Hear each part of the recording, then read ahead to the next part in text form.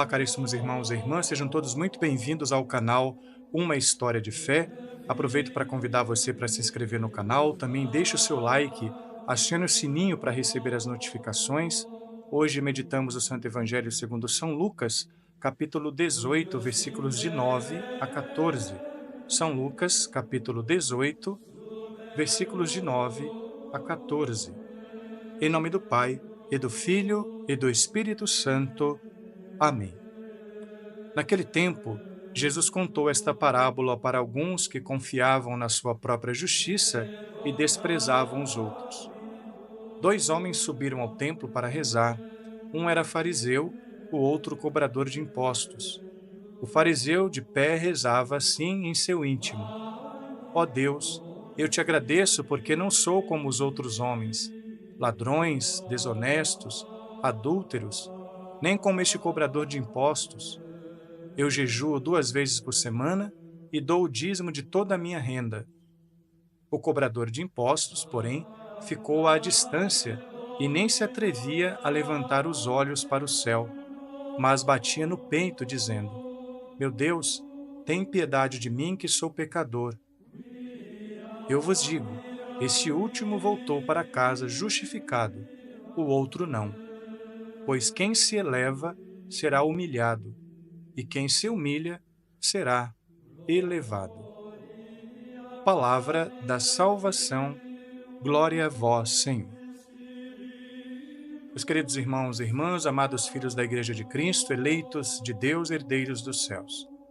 No Santo Evangelho de hoje, Jesus conta uma parábola que nos coloca claramente diante de duas realidades: a soberba, identificada na oração do fariseu, e a humildade, identificada na oração do cobrador de impostos, o pecador público. A primeira coisa que gostaria de ressaltar é que na vida dos dois há algo comum, que é a oração. Ambos oram, ambos rezam. Santo Afonso nos diz a respeito da importância da vida de oração. Ele vai dizer: quem reza se salva, quem não reza se condena. A importância da vida de oração e a importância de termos exercícios espirituais ou prática oracional. A vida de oração nos coloca em constante comunhão com Deus. O modelo perfeito de vida de oração, obviamente, é o próprio Jesus, nosso Senhor. Todas as suas ações eram feitas com o objetivo de glorificar o Pai.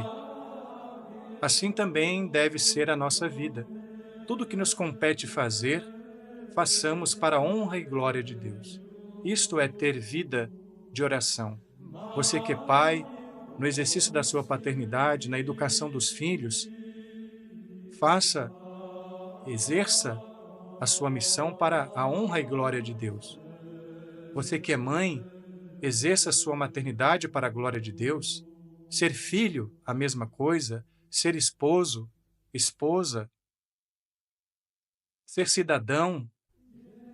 Que tudo isso seja para a glória de Deus. Na sua vida profissional, assim terás vida de oração, que nos coloca em constante comunhão com Deus. E em meio aos seus afazeres, em meio à rotina da sua vida cotidiana, encontrar tempo, pausa para orar, para rezar, para os exercícios espirituais, como, por exemplo, a oração do Santo Rosário, uma boa leitura espiritual, a Lexio Divina, a leitura orante da Sagrada Escritura, estudar a Palavra de Deus, estudar os documentos da Igreja, ter vida sacramental, buscar regularmente o sacramento da penitência, a confissão, todas as vezes que tiver consciência de pecado grave, a participação na Santa Missa, a recepção da Santíssima Eucaristia.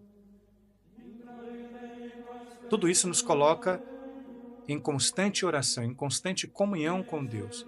A vida de oração associada às práticas de exercícios espirituais. Voltando ao texto de hoje, vemos 2 tipos de oração. O fariseu que orava tomado por uma soberba, sem humildade alguma, que ressaltava para Deus as suas virtudes, suas práticas, mas era incapaz de reconhecer seus pecados, se julgava perfeito. A primeira epístola de São João, no capítulo 1, versículo 8, nos diz: se dissermos que não temos pecado, enganamo-nos a nós mesmos e a verdade não está em nós.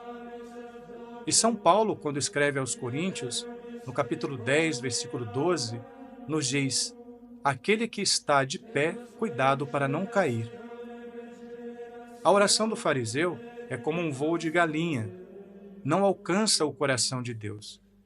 Já o cobrador de impostos, reconhecendo a sua condição de pecador, não se atrevia ao menos levantar os olhos aos céus, mas pelo contrário, batia no peito reconhecendo seus erros, demonstrando assim uma profunda humildade diante de Deus. E como conclusão, Nosso Senhor vai dizer que a oração que agrada a Deus é a oração humilde, é a oração comparada à do cobrador de impostos. Esta é a oração que agrada a Deus. Esta oração dignifica o homem, esta oração justifica o homem. Quem se eleva será humilhado, quem se humilha será exaltado. Notemos que se elevar e se humilhar são duas ações do homem. A humildade é uma virtude, e as virtudes nos são dadas para que as coloquemos em prática. Que nesse tempo quaresmal, peçamos ao Senhor, pelas mãos intercessoras da Santíssima Virgem Maria, nossa Mãe, que nos dê a graça de exercer a nossa vida de oração e a prática dos exercícios oracionais, e intensificar ainda a virtude da humildade. O princípio de nossa purificação é a humilde confissão de nossos pecados. É melhor um pecador humilde que um beato orgulhoso. Santo Agostinho. Louvado seja nosso Senhor Jesus Cristo, para sempre seja louvado. O Senhor esteja convosco, Ele está no meio de nós. Abençoe-vos o Deus Todo-Poderoso, Pai e Filho e Espírito Santo. Amém.